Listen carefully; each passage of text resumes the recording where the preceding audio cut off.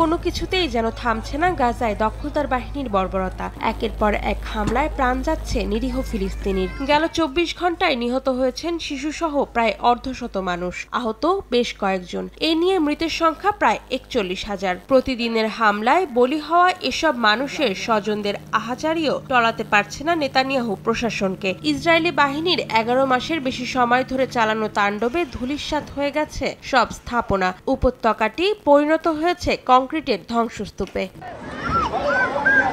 এদিকে বাড়িঘর সব হারিয়ে গাজার এ প্রান্ত থেকে ও প্রান্ত নিরন্তর ছুটে চলছে বাস্তুচ্যুত ফিলিস্তিনিরা। শুধু যে আবাসস্থলেরই সংকট রয়েছে তা নয়, বরং তীব্র খাদ্য সংকটে রয়েছে উপত্যকাটির প্রায় ২২ লাখ মানুষ। জাতিসংঘের বিশ্ব খাদ্য সংস্থার তথ্য মতে এসব মানুষের জরুরি ভিত্তিতে খাদ্য সহায়তা প্রয়োজন, কিন্তু ইসরায়েলের অব্যাহত হামলা ও অবরোধের কারণে সহায়তা পৌঁছানো ক্রমে কঠিন হয়ে পড়েছে।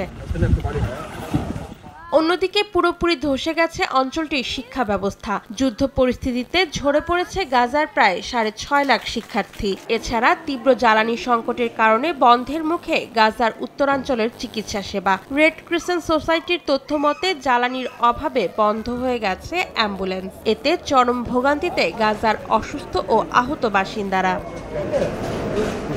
অন্তরা সেন, সময় সংবাদ।